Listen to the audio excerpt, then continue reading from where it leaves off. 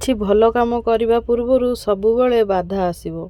ଠିକ୍ ଯେମିତି କିଛି ଦିନ ତଳେ ମୁଁ ଏଇ କିଚେନ୍ ଗାର୍ଡ଼େନ୍ ଷ୍ଟାର୍ଟ କରିବା ପୂର୍ବରୁ ମୋତେ ବି ବାଧା ଆସିଥିଲା। ଆପଣମାନେ ଘର କାମ ହେଉ, ଚାକିରି ବାକିରି ହେଉ କିମ୍ବା ଯେଉଁ କୌଣସି କାମ ହେଉ, ଯଦି ମନରେ ଭରସା ଆଉ ହାତରେ ବଳ ଥିବ ତାହେଲେ ନିଶ୍ଚୟ ସେ କାମରେ ଆପଣମାନେ ସଫଳତା ପାଇବେ।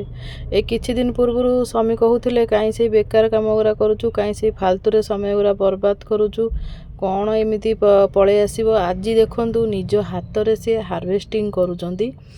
ଦେଖନ୍ତୁ ପଇସା ଫୋପାଡ଼ିଲେ ଜିନିଷ ତ ଘରକୁ ପଳେଇ ଆସିବ, କିନ୍ତୁ ଏଇ ଯେଉଁ ଖୁସି ଆଉ ମନର ଯେଉଁ ଶାନ୍ତି କି ମୋ ପରିବାର ମୁହଁରେ ମୁଁ ବିନା ସାର ବିଷରେ, ବିନା କେମିକାଲରେ କିଛି ଖାଦ୍ୟ ଅଳ୍ପ ମାତ୍ରାରେ ହେଲେ ମଧ୍ୟ ମୁଁ ଦେଇପାରୁଛି।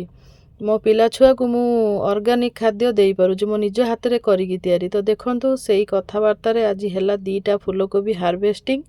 ଆଉ ଏଇ ଯେଉଁ ବେକାର ଫାଲତୁ ଏଇ ଯେଉଁ କଥା ଗୁଡ଼ିକ ଆପଣମାନଙ୍କୁ ବି କେତେ ମାତ୍ରାରେ ଠିକ୍ ଲାଗିଥିବ କମେଣ୍ଟ ବକ୍ସରେ ନିଶ୍ଚୟ ଜଣେଇବ। ଯଦି ମୋ ଭିଡ଼ିଓଟି ଆପଣମାନେ ରେଗୁଲାର ଦେଖୁଛନ୍ତି ଆଉ ଆପଣମାନଙ୍କୁ ଭଲ ଲାଗୁଥିବ, ଲାଇକ୍ ସେୟାର ସବସ୍କ୍ରାଇବ୍ କରିଦେଇଯିବ। ଚାଲନ୍ତୁ ଏବେ ଶାଶୁ ମାଙ୍କୁ ଦେବା ଆଉ ତାଙ୍କର ଏଇ ଖୁସିଟା ଦେଖିବା, ସେ କ'ଣ କହୁଛନ୍ତି। ତାଙ୍କୁ ବେକାର ଲାଗିଲା।